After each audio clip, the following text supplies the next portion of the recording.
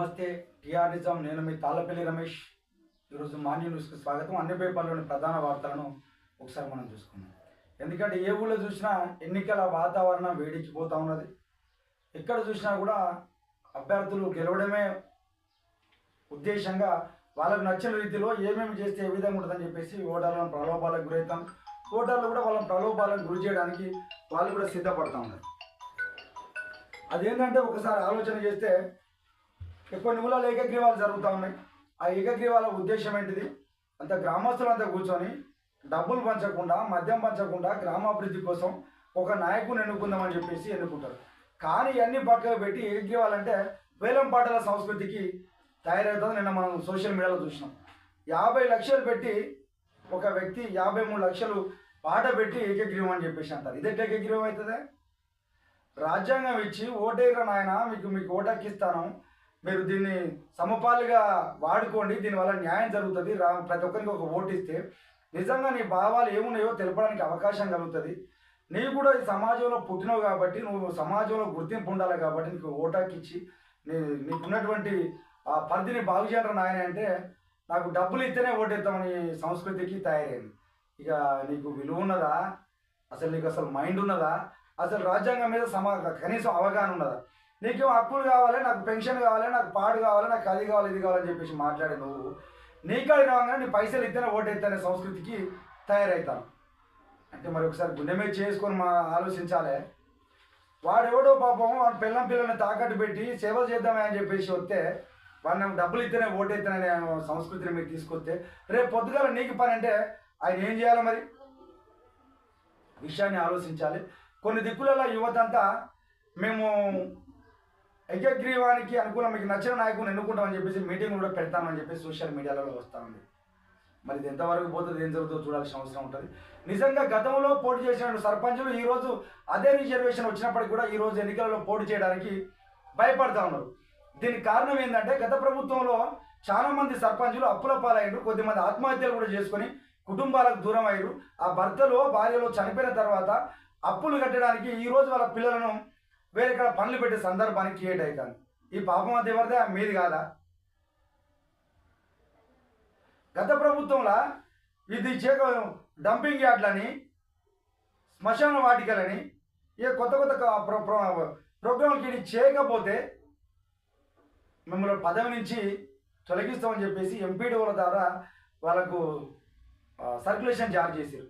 దానివల్ల చాలామంది సర్పంచ్ అభ్యర్థులు అప్పులు చేసేది అంటే ఈరోజు వరకు బిల్లులు రాలేదు. అందరికీ తెలిసిన సత్యం కనపడతా ఉంది. ఈరోజు నిలబడితే రేపు పొద్దుగాల ఏమవుతుందని చెప్పేసి ఇవరికి అప్పుల పాలైనా మళ్ళీ అప్పుల పాలవుతామని చెప్పేసి భయంతో చాలామంది సర్పంచులు సేవ చేయాలని దృక్పథం ఉన్నప్పటికీ ఎన్నికలకు దూరంగా ఉన్నారు. కొద్దిమంది గ్రామాలలో ఇప్పటి వరకు సేవలు చేసి మేము ఫ్యూచర్లో నన్ను వాళ్ళు ఎన్నుకుంటారు కావచ్చు అని చెప్పేసి సేవలు చేసిన వాళ్ళు కొద్దిమంది ఉన్నారు. కానీ ఈరోజు ఎలక్షన్ రాగానే భయపడతా ఉన్నారు. అయ్యో మళ్ళీ వాడికి పైసలు ఇవ్వాల్సిన సందర్భం అవుతుంది, బట్ నాకు ఓటు ఎత్తరా పోయడా అని చెప్పేసి ఆలోచన కలుగుతూ ఉన్నది.